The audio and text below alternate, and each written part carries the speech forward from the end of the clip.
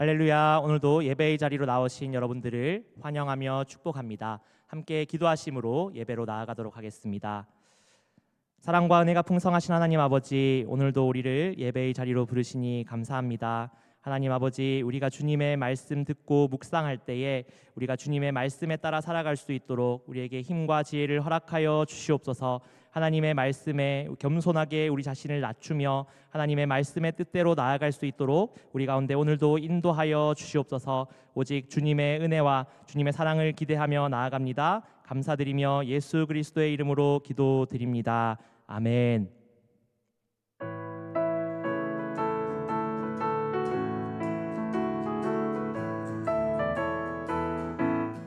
이 은혜 아무 증거 아니 배여도 믿음만을 가지고서 늘 걸으며 이 귀에 아무 소리 아니 들려도 하나님의 약속 위에 서리라. 걸어가세 믿음 위에 서서 나가세 의심 버리고 걸어가세 믿음 위에 서서 눈과 귀에 아무 증거 없어도 이는이 보기에는 어떠하든지 이미 얻은 증거대로 늘 믿으며 이 맘에 의심 없이 살아갈 때에 우리 소원 주 안에서 이르리. 걸어가세 믿음 위에 서서 나가세 의심 버리고 걸어가세 믿음 위에 서서 눈과 귀에 아무 증거 없어도 주님의 거룩함을 두고 맹세한 주 하나님 아버지는 참 미쁘다. 그 귀한 모든 약속 믿는 자에게 능치 못할 무슨 일이 있을까.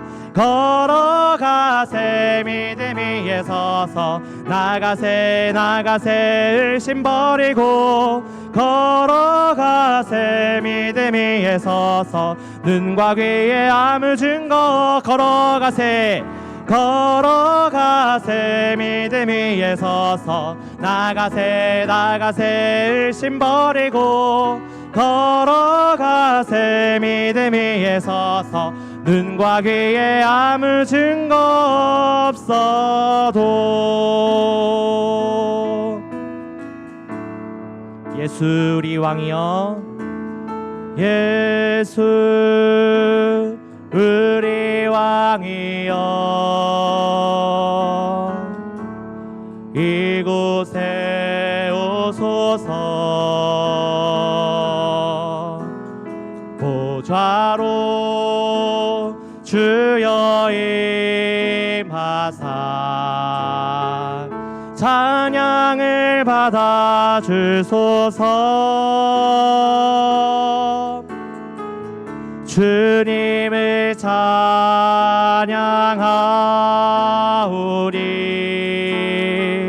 주님을 경배하오리. 왕이신 예수여 오셔서 좌정하사 다스리소서. 예수 우리 왕이여, 예수 우리 왕이여, 이곳에 오소서. 보좌로 주여 임하사 찬양을 받아 주소서. 주님을 찬양하오리.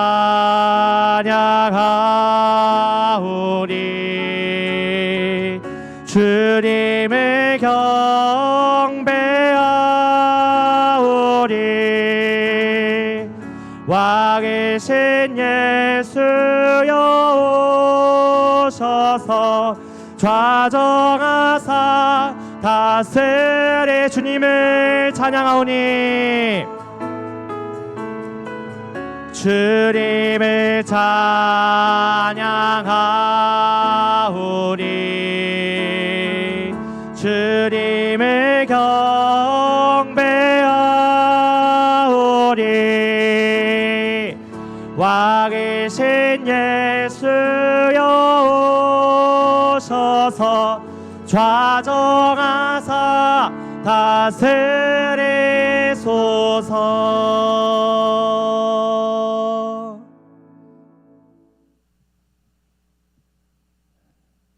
할렐루야. 오늘도 하나님의 은혜와 평강이 여러분의 삶에 가득하시기를 주님의 이름으로 축원합니다. 여러분, 저는 이 노래를 참 좋아합니다. 나를 지으신 주님 내 안에 계셔. 처음부터 내 삶은 그의 손에 있었죠. 내 이름 아시죠. 내 모든 생각도 내 흐르는 눈물 그가 닦아주셨죠. 네, 저는 이 노래를 너무나 좋아해요. 이 찬양을 부를 때 저는 마음속에 있던 어떤 상처나 괴로움, 누르는 슬픔, 이 모든 것들이 사라지는 것 같아요. 치유가 일어나는 겁니다.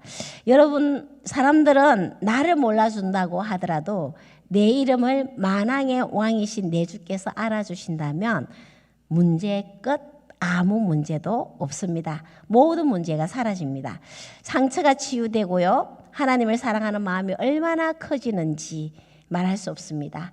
이런 위로의 하나님을 향한 찬양을 부를 수 있다는 것이 얼마나 큰 특권이며 얼마나 큰 은혜인지 모릅니다.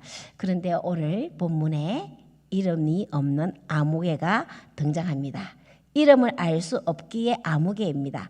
왜 그랬을까요? 오늘 본문을 통해 우리가 도전받아야 할 부분이 무엇인지, 또 그리고 감당해야 할 부분은 무엇인지 함께 살펴보도록 하겠습니다. 룻기 4장 1절에서 6절까지의 말씀입니다. 보아스가 성문으로 올라가서 거기 앉아 있더니 마침 보아스가 말하던 기업 물을 자가 지나가는지라.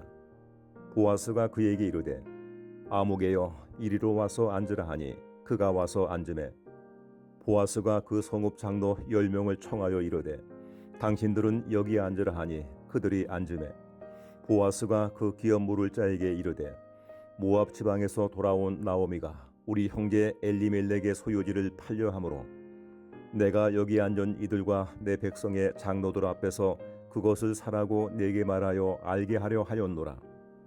만일 내가 물으려면 물으려니와 만일 내가 물으지 아니하려거든 내게 고하여 알게 하라. 내 다음은 나요 그 외에는 물을 자가 없느니라 하니 그가 이르되 내가 물으리라 하는지라. 보아스가 이르되 내가 나오미의 손에서 그 밭을 사는 날에 곧 죽은 자의 아내 모압 여인 룻에게서 사서 그 죽은 자의 기업을 그의 이름으로 세워야 할지니라 하니 그 기업 물을 자가 이르되 나는 내 기업에 손해가 있을까 하여 나를 위하여 물으지 못하노니 내가 물을 것을 내가 물으라. 나는 물으지 못하겠노라 하는지라.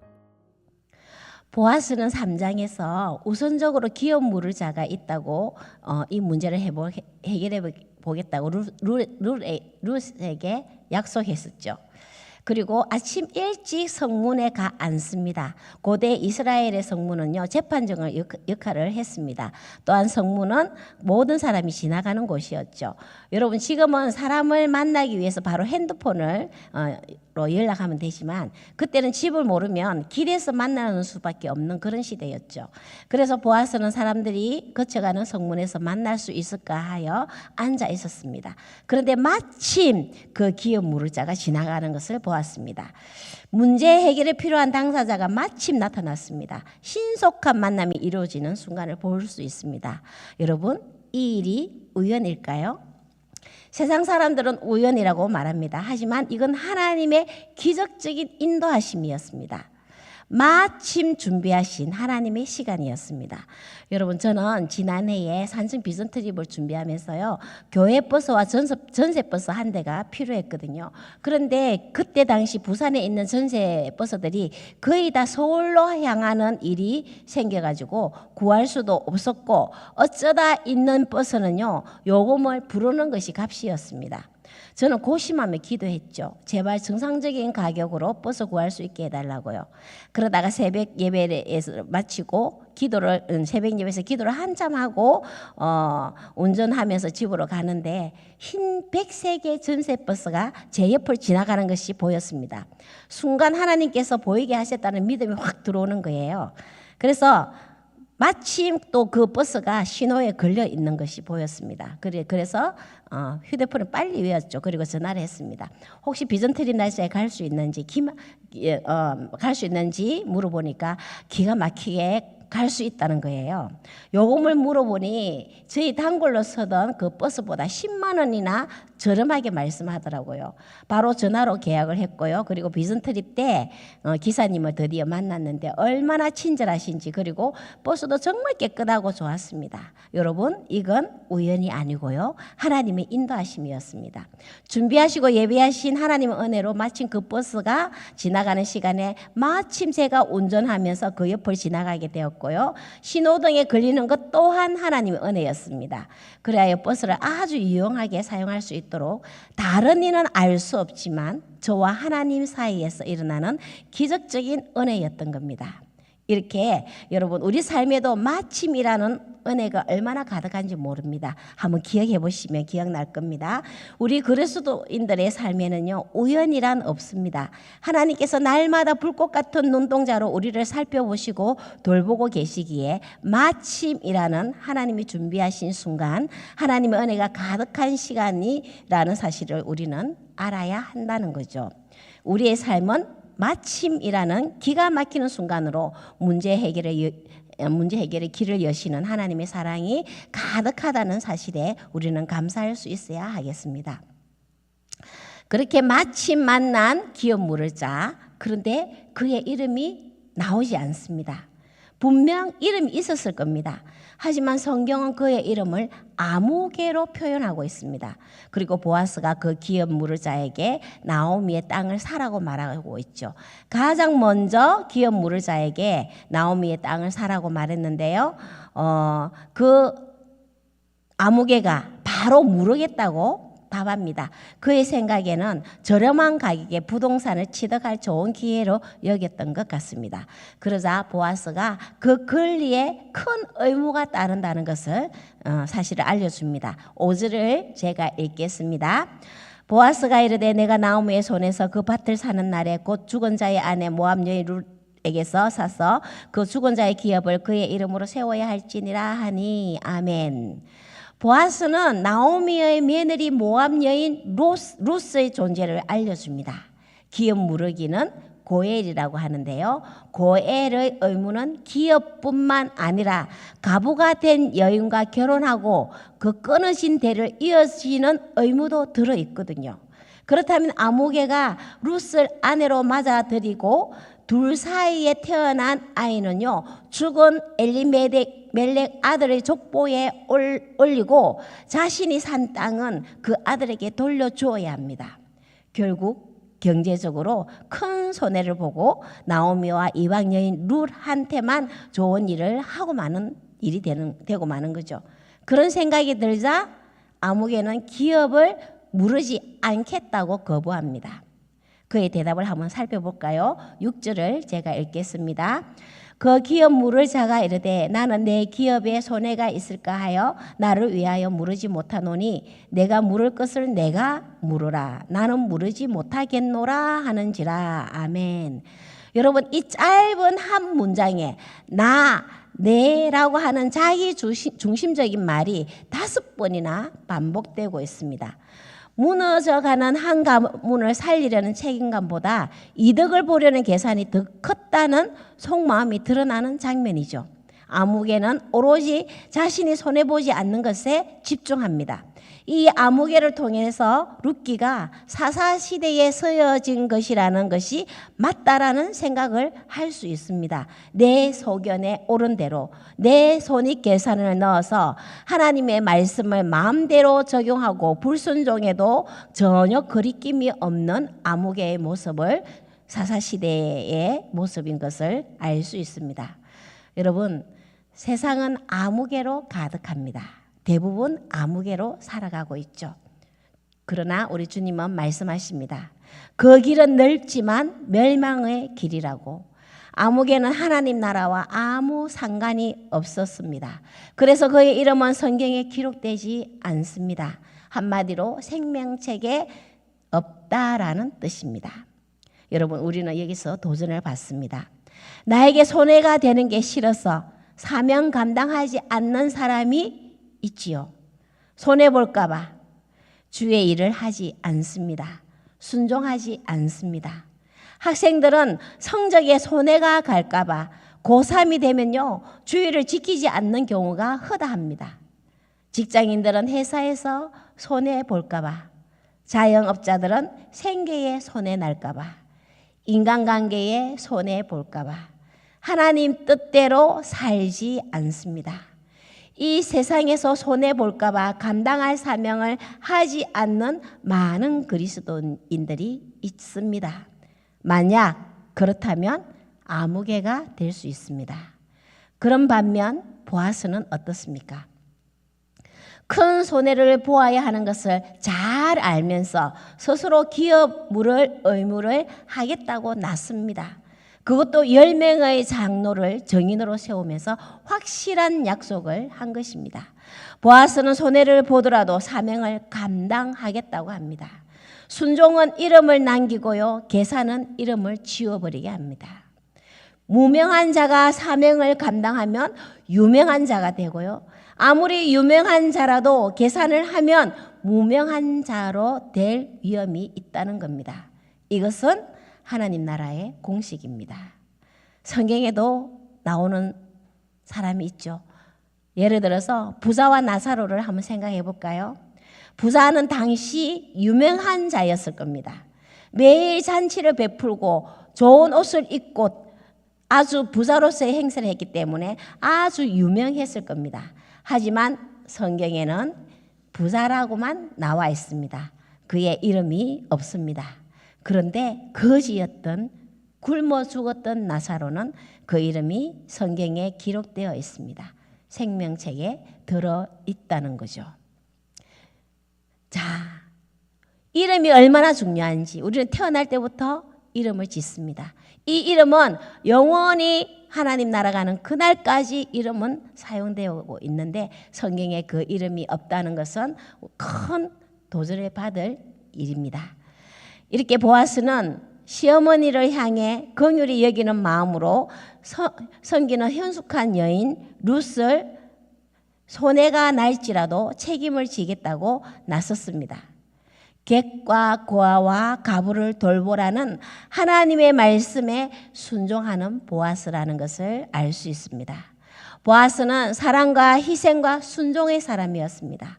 아무개와 대조적으로 그의 이름은 성경에 기록되어 있습니다. 하나님 나라 생명책에 기록된 것입니다. 여러분, 우리에게도 이 고해의 의무를 이행하신 분이 계시죠. 바로 예수 그리스도이십니다. 예수님은 우리를 구원하시기 위하여 고엘로 이 땅에 오셨습니다. 우리를 위해 십자가 대속의 죽음의 대가를 치르시고 죄악으로 죽을 수밖에 없던 우리의 생명을 되찾아 주셨습니다. 하나님 자녀로 회복시켜 주셨습니다. 고엘 대신 예수님의 희생을 우리는 기억하며 그리스도인으로서 소명의 삶을 살 수 있어야 하겠습니다. 빌립보서 2장 5절을 제가 읽겠습니다. 너희 안에 이 마음을 품으라. 꼭 그리스도 예수의 마음이니 그는 근본 하나님의 본체시나 하나님과 동등됨을 취할 것으로 여기지 아니하시고. 아멘. 우리가 주님의 마음을 품을 때 이 시대를 위한 고엘이 됩니다. 세상은 어려움과 고통 속에 신음하는 나오미와 룻으로 가득합니다. 그들에게 보아스가 필요하죠. 우리는 무심한 아무개가 될 수도 있고요, 긍휼의 보아스가 될 수도 있습니다. 주님은 우리를 이 시대를 위한 보아스로 부르셨습니다. 여러분은 아무개입니까? 보아스입니까? 기도하겠습니다. 사랑의 하나님 감사합니다. 보아스의 희생과 책임을 다하는 그 모습을 보고 우리가 도전을 받습니다. 하나님, 그렇습니다. 우리 주님은 고엘로 이 땅에 오셨음을 감사드립니다.